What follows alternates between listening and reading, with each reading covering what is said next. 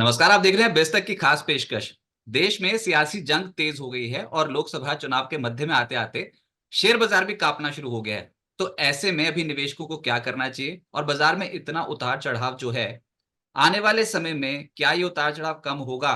क्या निवेश का और बेहतर मौका मिलेगा? इसी बात पे चर्चा करेंगे और इस खास शो में हमारे साथ खास एक्सपर्ट जुड़े हैं। अजय बग्गा जी ग्लोबल मार्केट एक्सपर्ट हैं। इनकी राय इस समय लेनी बहुत बहुत जरूरी है। तो अजय सर, शुक्रिया, बहुत बहुत शुक्रिया अपना समय बिस्तर को देने के लिए। Thank you Rajat ji. Sir, सबसे पहले तो यही सवाल है कि स्कूल कॉलेजेस में तो डर लगता था रिजल्ट्स आने से पहले, लेकिन अब शेयर बाजार अचानक से क्यों घबराहट यहाँ पर शुरू हो गई? अभी तो लोकसभा चुनाव आधे बचे हुए हैं, तो अभी इतनी ज्यादा वोलेटिलिटी और इतना ज्यादा डर, इसके पीछे क्या कारण है? देखिए, ये एक स्टार्टिंग पॉइंट का भी इशू होता है। ऑल टाइम हाई पे पर थे मार्केट, तो 22,800 से नीचे आए। अब 3.5-4% मार्केट कट भी गया तो कोई बड़ी बात नहीं है। ऑल टाइम हाइज में ये नॉर्मल बिहेवियर रहता है मार्केट्स का। बट इस बारी क्या हो गया तो, और दूसरा, अगर आप विक्स देखिए, इंडिया विक्स काफी सबड्यूड था पिछले एक महीने में। लगभग 70% क्लाइंब हो गया। इंडिया विक्स अभी 19 पे चल रहा है, 18 दशमलव कुछ से 19 के बीच में। पिछले दो लोकसभा इलेक्शन आप देखें तो 30 से ज्यादा था, 34 भी पहुंचा है, 39 भी पहुंचा है।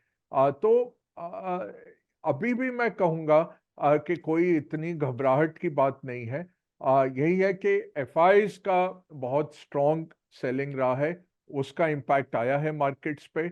वॉलेटिलिटी बढ़ी है, बट वो अभी भी 2/3 लेवल पर है पिछले दो लोकसभा के मुकाबले में। और अगर आप 2020 या 2008 का विक्स देखें, जब मार्केट बड़ी तेजी से गिरे थे, वो तो 70-80 पे पहुंच जाता है। तो वहां तो हम कहीं भी नहीं है, 19 पर हैं।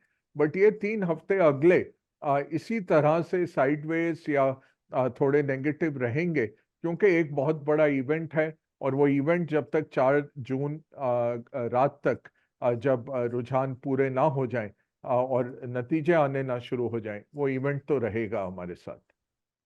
जी, लेकिन सट्टा बाजार जो है ना, वो कुछ ना कुछ ऐसी चीज भापने की कोशिश करता है जो कि अनएक्सपेक्टेड होती है और बहुत सारी अटकलें लगनी शुरू हो गई हैं।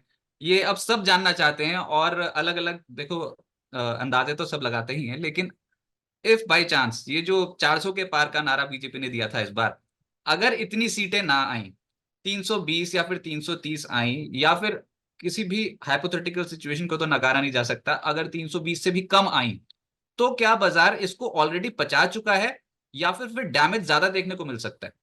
थोड़ा और आएगा अगर इस तरह से आता है। कम सीटें होती हैं पिछले साल के मुताबिक के मुकाबले में, तो थोड़ा और करेक्शन आना चाहिए। बट मुझे लगता है अगले 3 हफ्ते में जो करेक्शन आना है, ज्यादातर वो हो जाएगा। तो बहुत डिपेंड करेगा कि 30 मई को जब हम फ्राइडे को बंद होते हैं तो किस लेवल पे बंद होते हैं। 1 जून आखिरी दिन है मतदान का, और 1 जून रात को अलाउ करेंगे एग्जिट पोल्स को। तो अगर कहीं री पोलिंग ना हो, अगर कई बारी हो जाता है रजत जी, कहीं पे मशीन फेल हो गई, कहीं बिजली चली गई, तो री पोलिंग जरूर होती है। तो हो सकता है फिर एग्जिट पोल 2 तारीख को अलाउ किए जाएं। 2 तारीख को एक इमरजेंसी पोलिंग का दिन रहता है। बट मुझे लगता है ज्यादातर वो खत्म कर लेंगे 1 जून को, और 1 जून रात 8 बजे से ये रुझान आने शुरू हो जाएंगे। वैसे 6 बजे है, बट 6 बजे कभी होता नहीं, कहीं ना कहीं काउंटिंग, ये वोटिंग चल ही रही होती है। तो नॉर्मली हम देखते हैं कि 7-8 बजे ही अलाउ होते हैं एग्जिट पोल, वो आने लग जाएंगे। तो उसके चलते 30 मई तक आप कह सकते हैं कि जितना डैमेज होना है ज्यादातर हो जाएगा। बट अगर सरप्राइज आएगा तो और गिरेगा मार्केट। सर, ये जो भी पॉलिटिकल गर्मा गर्मी बढ़ गई है ना, इसका असर डेफिनेटली स्टॉक मार्केट पे देखने को मिल रहा है। और अब जो सबसे बड़ा फोकस है वो है ये कि दिल्ली के मुख्यमंत्री अरविंद केजरीवाल शुक्रवार को अंतरिम जमानत पर जेल से बाहर आ गए हैं। छठे चरण में 25 मई को दिल्ली और हरियाणा हरियाणा के में मतदान होने हैं और सातवें चरण में 1 जून को पंजाब में वोट डाले जाएंगे। बड़ा सवाल ये है कि क्या केजरीवाल का जेल से बाहर आना आम आदमी पार्टी के लिए और इंडिया अलायंस के लिए गेम चेंजर साबित हो सकता है? आपकी राय? नहीं, बिल्कुल, वो बहुत दिग्गज नेता हैं, तो उनका बिल्कुल सक्रिय रूप से कैंपेनिंग जरूर हेल्प करेगा उनकी पार्टी को और उनके अलायंस को, ये तो बिल्कुल तय है। ओके। लेकिन विदेशी निवेशकों की अप्रोच जो है वो मार्केट को लेकर ऐसे नेगेटिव क्यों हो गई, इतना क्यों धड़ल्ले से बेचते चले जा रहे हैं? मई महीने में तो बहुत जबरदस्त तरीके से, बस ऐसा लग रहा है कि इंतजार कर रहे थे ये मई महीना आने का, और जैसे ये फेज 2 पूरा हुआ उसके बाद तो फेज 3 आते आते बहुत स्पीड से बेचना शुरू कर दिया। ऐसी अप्रोच क्यों है एफआईएस की? देखिए रजत जी, इसमें अब कॉन्स्पिरेसी थ्योरी आप लें तो क्या होता है, ये जो पोलस्टर्स हैं वो तो एग्जिट पोल तो चल रहे हैं, ऐसा नहीं है कि एग्जिट पोल 30 या 31 को होंगे या 1 जून को सवेरे एग्जिट पोल होंगे, ये नहीं है। तो 3 फेज हुए हैं, उन हर फेज में वोटर से ऑलरेडी पोलस्टर्स ने रुझान ले लिए हैं। तो क्या होता है कि बड़े कॉरपोरेट्स, इंस्टीट्यूशनल इन्वेस्टर जरूर पैसे देके ये डेटा खरीद सकते हैं, या आप किसी को स्पेशली आप बोल सकते हैं ये पोलिंग एजेंसीज को कि आप मेरे लिए एग्जिट पोल करिए और ये आपको पैसे और ये आप मुझे रोज देंगे रिपोर्ट। तो एक तो कॉन्स्पिरेसी थ्योरी ये है कि अच्छे रुझान नहीं आ रहे, तो इसके चलते संस्थापिक निवेशक जो है वो निकाल रहे हैं। दूसरा जो इशू है वो ग्लोबल सिनेरियो का है कि भारत के एलिवेटेड वैल्यूएशंस थे और उसके सामने चीन के वैल्यूएशन अब अट्रैक्टिव हो गए। लग रहा है कि चीन नियर टू बॉटम आ गया, तो चीन में पैसा वापस जाना शुरू हुआ है और हो सकता है थोड़ा बहुत पैसा भारत से निकल रहा है। और तीसरा मैं कहूँगा अगेन ऑल टाइम हाई थे और कुछ भाप निकाल रहे हैं एफआईज, बट इतना कुछ नहीं है। उसके सामने बहुत स्ट्रॉन्ग डीआईआईस का इनफ्लो है। एसआईपी हमने देखा ग्रॉस इनफ्लो 20,000 करोड़ क्रॉस हुआ, नेट इनफ्लो 16,000 करोड़ है। तो ओवरऑल अब डोमेस्टिक निवेशक इसको बैकफिल जरूर कर रहे हैं, इसमें ज्यादा नहीं पड़ना है। हाँ ठीक है, थोड़ा बहुत पैसा निकल रहा है और ये भी अच्छी बात है कि हम सक्षम हैं कि इस सब पैसे को हमने एब्जॉर्ब किया है। अब जून आते आते जेपी मॉर्गन ने फिर से एस्टिमेट किया है कि बॉन्ड इंडिसेस में हमारा नाम आने से अगले 1 साल में $25 बिलियन डेट में आ जाएंगे। तो इस तरह के भी उपलब्धियां हैं सामने। इवेंट है बहुत बड़ा 4 जून का, उससे वो हम नजरअंदाज नहीं करेंगे। इसलिए मैं कह रहा हूँ अगले 3 हफ्ते मार्केट एट बेस्ट साइडवेज हो जाएंगे। टेक्निकल उछाल आएगा जब बहुत ज्यादा ओवरसोल्ड हो जाएगा, कुछ खरीदारी होगी, बट उसमें बिकवाली होती रहेगी। तो ज्यादा उम्मीद मत रखिए अगले 3 हफ्ते मार्केट्स के बहुत तेजी से बढ़ने के। चलिए, तो जो भी होगा वो 4 जून के बाद ही होगा, तब तक बाजार में उतार चढ़ाव ज्यादा देखने को मिलेगा। सर, एक सवाल जो निवेशकों के मन में है वो है ये कि स्ट्रेस टेस्ट तो करवा दिया ये म्यूचुअल फंड इंडस्ट्री का, उन्होंने बोल भी दिया कि आधा पोर्टफोलियो खाली करने के लिए करीब करीब 4 दिन लग जाएंगे। लिक्विडिटी की समस्या अभी तो है नहीं, लगातार हमने रिकॉर्ड इन्फ्लोज ही देखे हैं एसआईपी में। पर अगर बाजार में कभी कोई करेक्शन आया तो क्या ये म्यूचुअल फंड इंडस्ट्री को इम्पैक्ट कर सकता है? अभी तो लग रहा है कि सब कुछ बहुत बढ़िया चल रहा है, लेकिन क्या ये जो अगर पॉलिटिकल सिनेरियो देश में बदलता है तो इसका असर कुछ म्यूचुअल फंड इंडस्ट्री पे पड़ेगा? देखिए ये जरूर होता है कि अगर बड़ी तेजी से मार्केट गिरता है तो थोड़ा सा हौसला कम हो जाता है और रिटेल निवेशक का, बट ये ऐसा हुआ नहीं। कोविड के टाइम देखें तो एसआईपीज बढ़ते ही गए और किसने पैसे बनाए? भारतीय रिटेल निवेशक ने, जो म्यूचुअल फंड के जरिए एसआईपी करते गए। एचएनआई तो निकल आए मार्च में, जब बहुत तेजी से गिरा मार्केट, लग रहा था ये लॉकडाउन कब तक रहेगा। ये देखते हुए एचएनआई निकल आए। सितंबर अक्टूबर से पहले पैसा लगना ही नहीं शुरू हुआ और फिर अगले साल भी जब तक एलोकेशन ठीक हुए आधा अगला साल भी बीत गया था। तो लगता नहीं कि एसआईपीज वगैरह पे इशू ज्यादा आएगा। एचएनआई पैसा इमीडिएटली मोमेंटम बेस्ड रहता है अनफॉर्चुनेटली, चाहे वो स्मार्टेस्ट होना चाहिए। और एफआईज तो ऑलरेडी निकालते रहे हैं।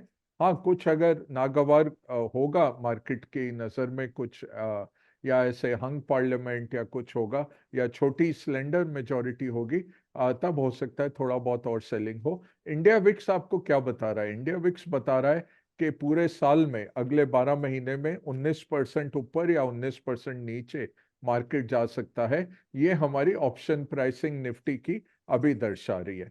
जब 30 पे इंडिया विक्स होता है तो आप सोचिए 30% ऊपर 30% नीचे जा सकता है। तो अभी जो निवेशक हैं या ट्रेडर हैं जिन्होंने ऑप्शन पोजीशन बनाई हुई हैं, वो ब्लैक एंड शोल्स मॉडल के तहत वो दिखा रहा है भाई 19% आपका मार्केट ऊपर जा सकता है, 19% नीचे अगले 1 साल के अंतराल पे। तो अब 1 महीने में क्या करेगा मार्केट कोई नहीं कह सकता। और यही होता है जब सेलिंग बढ़ती है तो और लोग आ जाते हैं बेचने, बट रिटेल निवेशक नॉर्मली लॉन्ग टर्म रहते हैं, वो नहीं इस तरह करते। तो एफआईज की सेलिंग आ सकती है, तब देखेंगे अगर आता है कुछ तो। बट अभी कुछ अनुमान लगाना कितना परसेंट गिरेगा ये सब मुश्किल है। हाँ, एक चीज तय है, 6 महीने इलेक्शन के बाद, 1 साल इलेक्शन के बाद नॉर्मली मार्केट काफी तंदुरुस्त हो जाता है। तो शॉर्ट टर्म में मार्केट वोटिंग मशीन है, फैशन है, मोमेंटम है, फैड है, स्विंग है। लॉन्ग टर्म में मार्केट फिर से फंडामेंटल की तरफ आ जाता है, और फंडामेंटल अगर आपके अच्छे हैं, मैक्रो इकोनॉमी के भी अच्छे हैं, आपकी कंपनियों के भी फंडामेंटल अच्छे हैं, बैंक के एनपीएस हिस्टोरिक लो पे चल रहे हैं, आपकी कंपनी इतनी डीलेवरेज हुई पड़ी हैं, अगर ये सब माहौल है तो सूनर और लेटर फंडामेंटल लौट के आ जाएंगे। तो अगर कुछ गलत मार्केट के नजरिए से कुछ गलत निष्कर्ष भी निकलता है 4 जून को, बड़ी जल्दी वो पचा लिया जाता है। 2004 में हमने यही देखा, बहुत तेजी से मार्केट गिरा, 1 महीने गिरता रहा, और उसके बाद जब बढ़ा तो 1 साल में बहुत अच्छे रिटर्न दे गया वो मार्केट। अच्छा, ये जो घबराहट जो होती है ना मार्केट में, अभी जो नए नए इन्वेस्टर्स आए हैं और जो नए नए ट्रेडर्स आए हैं ना बाजार में, उन्होंने अभी वो सर्किट नहीं देखे मार्केट में जो होते हैं बड़े इवेंट पे। इलेक्शंस पे भी हो सकते हैं, बजट पे भी हो सकते हैं। आपने तो इतने इलेक्शंस, इतने बजट देखे हैं जो फाइनेंशियल मार्केट के लिए बहुत बहुत इंपॉर्टेंट रहते हैं, और ऊपर से तो फिर ये जो जियो पॉलिटिकल टेंशन होती है तो अलग अलग ही मसला है। लेकिन ये जो 4 जून की जो तारीख होगी, इनफैक्ट 4 या फिर 5, जो भी तारीख होगी, इस पे क्या बाजार बहुत तगड़ा रिएक्ट करता है। जैसे जैसे वो काउंटिंग होनी शुरू होती है दिन के दौरान, तो उसमें वाइल्ड स्विंग्स होते हैं, तो सर्किट लगने की प्रोबेबिलिटी बहुत ज्यादा होती है। क्या सर, एक बार दर्शकों को ये भी बता दें। सर्किट अब इतने बड़े बाजार में नहीं लगता है, क्योंकि अब काफी बहुत हो गए हम बड़े, और 2-2.5 हज़ार पॉइंट निफ्टी का गिरना बहुत मुश्किल हो जाता है। तो अ, लगता तो नहीं, बहुत डिफरेंट है ये बाजार। और अच्छा है कि 1-1.5 महीने से बिकवाली चलती रही है, तो आप जा रहे हैं बड़े कॉशियस स्टैंड पे, और पोजीशंस और काट ली जाएंगी, ना शॉर्ट स्क्वीज आएगा, ना बुल ट्रैप आएगा, ना बियर ट्रैप आएगा। मुझे लगता है कम पोजीशन लेके ही लोग जाएंगे एक, और आपके पास 2 और 3 का भी टाइम रहेगा अगर कुछ करना है। एक को जब एग्जिट पोल आ जाएंगे और फिर सारा दिन मीडिया कवर करेगा, आपको सारा डेटा मिल जाएगा, और फिर निष्कर्ष निकाले जा सकते हैं। बट ये जरूर है कि 2 से 5% का मूव काफी आम है। और आप ये ग्लोबली भी होता है। ब्रेक्सिट जिस दिन हुआ, मैं स्टूडियो में ही बैठा था, और शुरुआत में मार्केट गिरे जब ब्रेक्सिट में डेविड कैमरून हार गए और लगा कि अब ब्रिटेन ब्रेक्सिट से बाहर है।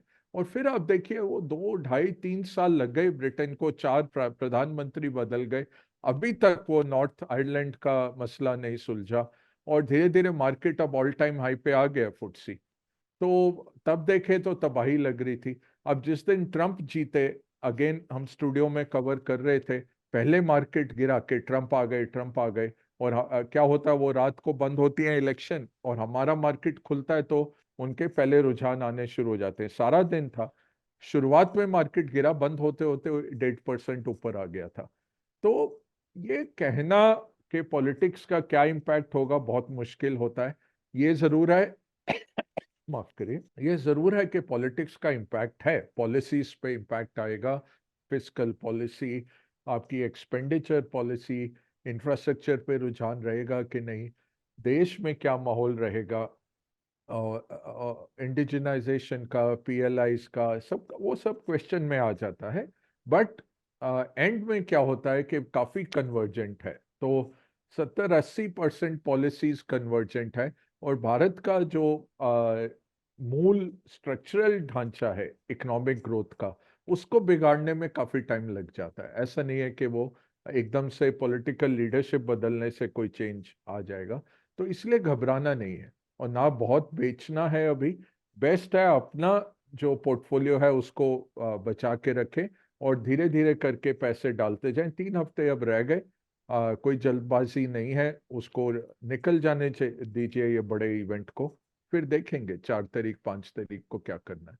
एक बड़े इवेंट से पहले वैसे ऑब्वियसली बहुत ज्यादा अनसर्टेन माहौल तो रहता ही है, लेकिन ऐसे में ना हवाएं बहुत उड़नी शुरू होती हैं, और हाल फिलहाल में फिर से एक हवा उड़ी थी, और इसको मैं वो जो आपने अभी डोनाल्ड ट्रंप जब हारे थे तो उससे भी कनेक्ट करता हूँ। अभी जो बाइडेन वहाँ के जो प्राइम राष्ट्रपति हैं।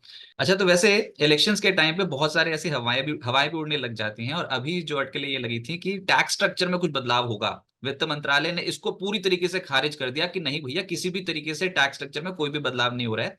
लेकिन सर ऐसी ही बातें हम यूएस में भी तो सुन रहे हैं, वहां पर भी तो कैपिटल गेन टैक्स में बदलाव की बातें की जा रही हैं, जो बाइडेन जिसके पक्ष में है।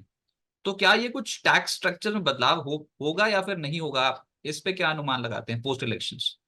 बहुत मुश्किल है कहना, बट देखिए जितना हमारा खर्चा है उतना हम कमा भी रहे हैं। ये जरूर है कि फिस्कल डेफिसिट है हमारा, बट अभी आप इसमें और टैक्स बढ़ाएंगे तो स्लो डाउन ले आते हैं। तो ऐसा नहीं है कि हमारे टैक्स कम है, हाँ कॉर्पोरेट्स को अब टैक्स कम हो गए, बट सैलरीड इन्वेस्टर के, और 1 करोड़ से ऊपर है अगर आप, तो 42% टैक्स भर रहे हैं।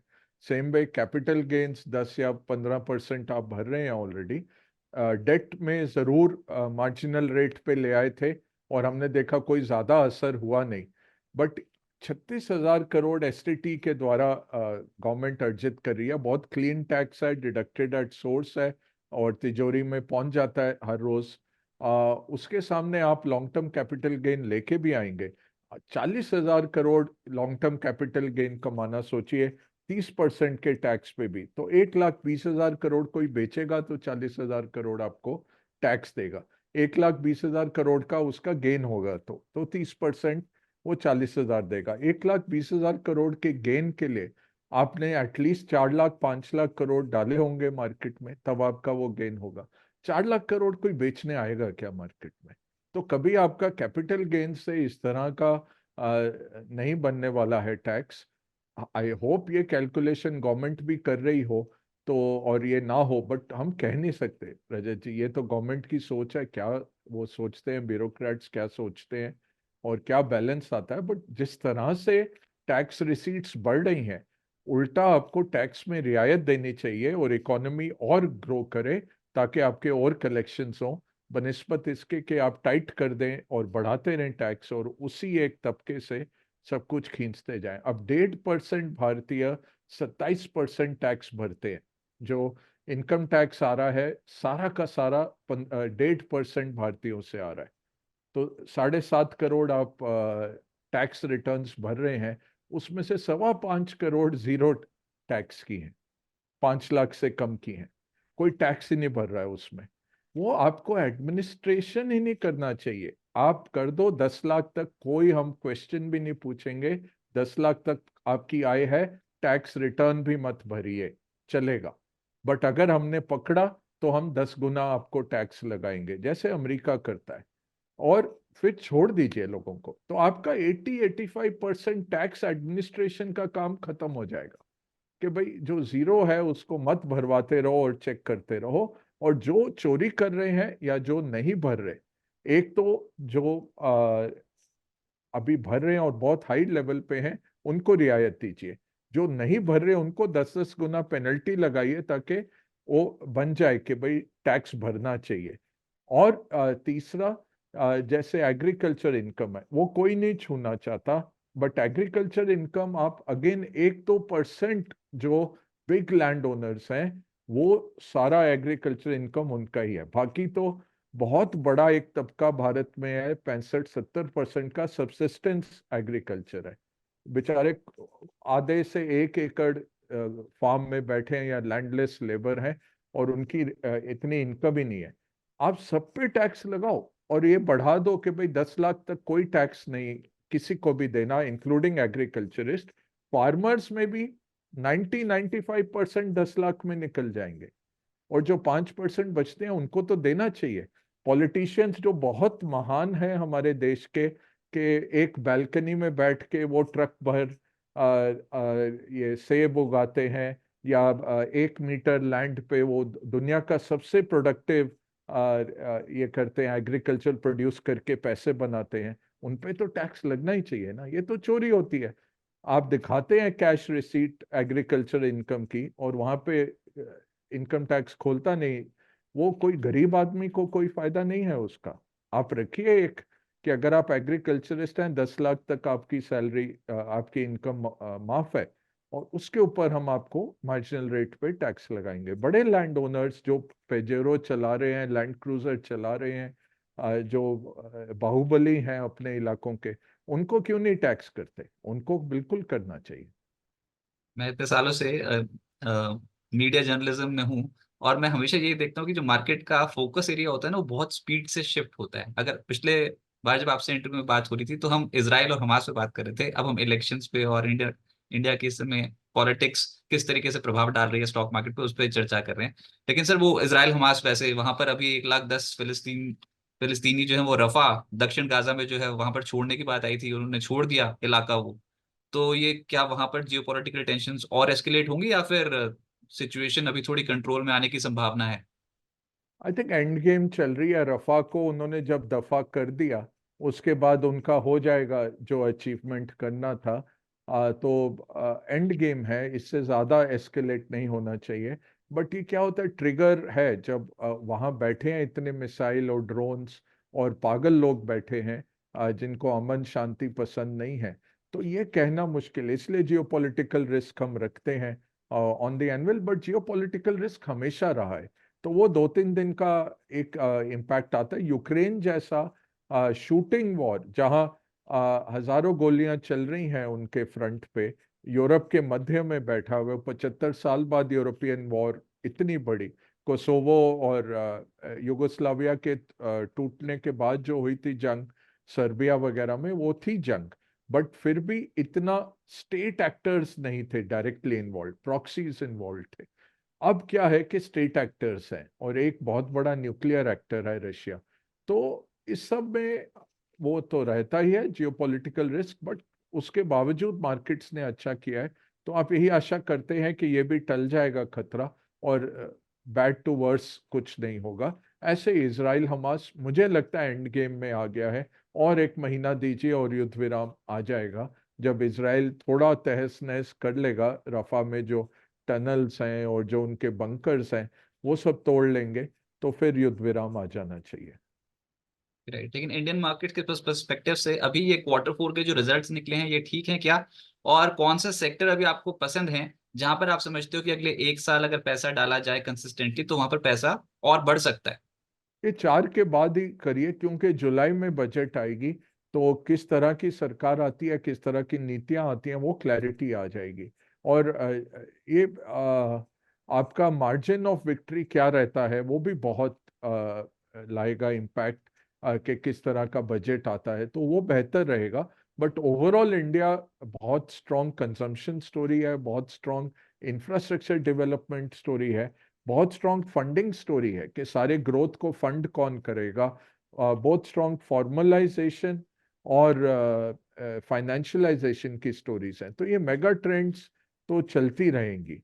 और जो पेनिट्रेशन की स्टोरी है, कंज्यूमर ड्यूरेबल्स की, ऑटो की, आपकी हॉस्पिटल्स की, आपके टूरिज्म की, ट्रैवल की, लेजर की, एंटरटेनमेंट की, क्विक सर्विस की, ये सब हैं। और फिर इंडिजिनाइजेशन, डिफेंस में इंडिजिनाइजेशन, रेलवेज में इंडिजिनाइजेशन, साथ में इंफ्रास्ट्रक्चर डेवलपमेंट, ये 6-7 चीजें आपने कवर कर ली तो सब कुछ कवर हो जाता है। तो बहुत अच्छे मौके मिलेंगे। बट मैं कहूँगा इलेक्शन हो जाए, मिनिस्टर कौन है तय हो जाए, और फिर बजट में क्या फीलर्स आने लगते हैं और बजट किस तरह का आएगा, वो एक अच्छा टाइम दे देगा हमें अगले साल क्या, अगले 5 साल सोचने के लिए। तो एक आध महीना रुक जाते हैं अभी।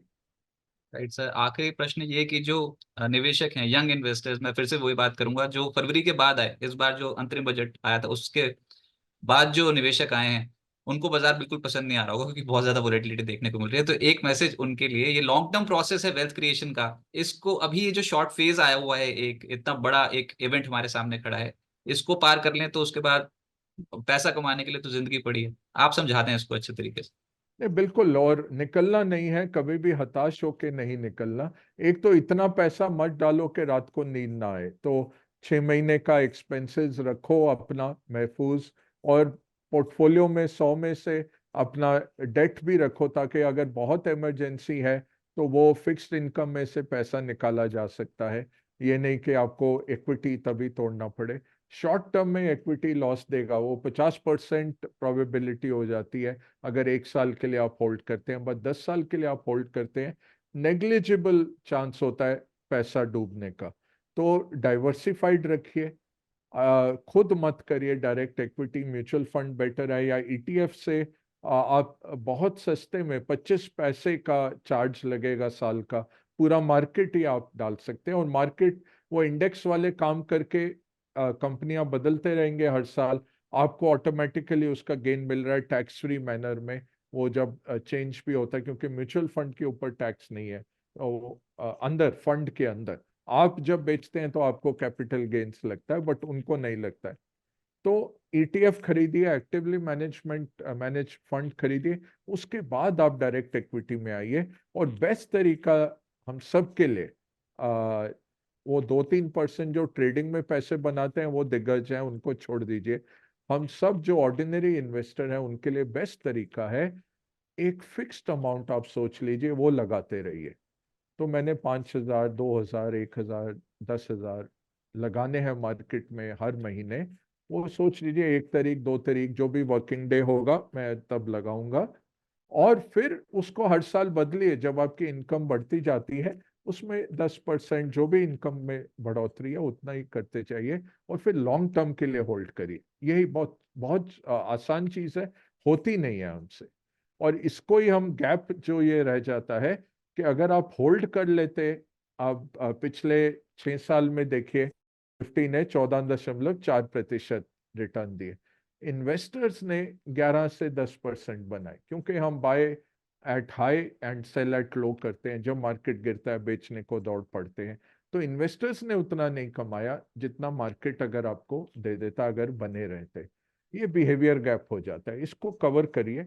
और ये कवर करने का आसान तरीका है, उतना डालिए जितना 50 सकें, उसको होल्ड करते रहिए, डाइवर्सिफाइड रहिए। वो वॉरेन बफेट वगैरह कॉन्सेंट्रेटेड रन कर सकते हैं, हम नहीं रन कर सकते। हो सकता है तो मार्केट पूरा, अब तो आपको ईटीएफ निफ्टी पे भी मिलता है, मिड कैप पे भी मिलता है, स्मॉल कैप पे भी मिलता है, थीमेटिक में भी आपको ईटीएफ मिलता है। तो लो कॉस्ट ईटीएफ हर चीज के लिए अवेलेबल है, उनसे शुरुआत करिए, फिर एक्टिव में आइए, एक्टिव फंड में, और फिर डायरेक्ट स्टॉक्स करिए। और ट्रेडिंग ये सोच के करिए, 97% लोग पैसा छोड़ के जाते हैं। तो ऐसा नहीं है कि हम में से कोई अबव एवरेज है जो हम पैसा बना पाएंगे। वो सोच के 4-5% पोर्टफोलियो का, ठीक है, आप करिए ट्रेडिंग। और किसी को अपना पासवर्ड मत दीजिए, जो ये चलता रहता है व्हाट्सएप यूनिवर्सिटी में भेजते हैं कि हमने इतने पैसे बनाए, तो फिर पता लगता है। तो उनका बड़ा अच्छा तरीका है, पहले 1 लाख लगवाएंगे आपके, फिर 2 लाख, फिर 3 लाख, हर चीज आपको दिखाते रहते हैं, स्क्रीनशॉट इतना बन गया। और फिर आप जब 50 लाख लगा चुके होते हैं, निकालने जाते हैं तो एक पैसा नहीं मिलता है। वो सब चीजें मत करना, वो पैसे वो भी बचाने यंगस्टर्स के लिए बहुत इंपॉर्टेंट है। जो स्कैम्स चल रहे हैं वो सीखिए, क्योंकि जब छोटी उम्र में और छोटी रकम के लिए आप मिस्टेक्स करेंगे, वो जिंदगी भर आपके साथ रहेंगे, तो आपके लिए लर्निंग्स ले आएंगे। तो अच्छा टाइम है मिस्टेक्स करने का, ट्राई करने का, एक्सपेरिमेंट करने का। बट जो निष्कर्ष निकल के आएगा, बेस्ट तरीका आपका long term diversified quality and regular investment every month, ये सबसे बेस्ट आपके लिए नुस्खा रहेगा। राइट सर, बहुत शुक्रिया आपका हमारे साथ जुड़ने के लिए अजय जी, और बिस्तक को थैंक अपना समय देने के लिए। Thank you sir. You, thank you. बिस्तक आपके लिए लाया है प्रीमियम मेंबरशिप प्रोग्राम, जहां आपको मिलेंगे कई सारे फायदे, जिनमें मार्केट न्यूज़लेटर, लाइव चैट पर आपके सवालों के सबसे पहले जवाब, मार्केट आउटलुक, वीकेंड पर मार्केट स्कैन, एंकर्स के साथ चैट और भी बहुत कुछ। इस प्रीमियम सब्सक्रिप्शन में 3 तरह के प्लान्स हैं, सिल्वर, गोल्ड और प्लैटिनम, जिनकी शुरुआत मात्र 159 रुपए महीने से होती है। इससे जुड़ना भी बेहद आसान है। बिस्तक के YouTube चैनल पर जाएं, ज्वाइन बटन पर क्लिक करें और अपना प्लान सिलेक्ट करें। बस बन गए आप हमारे प्रीमियम मेंबर।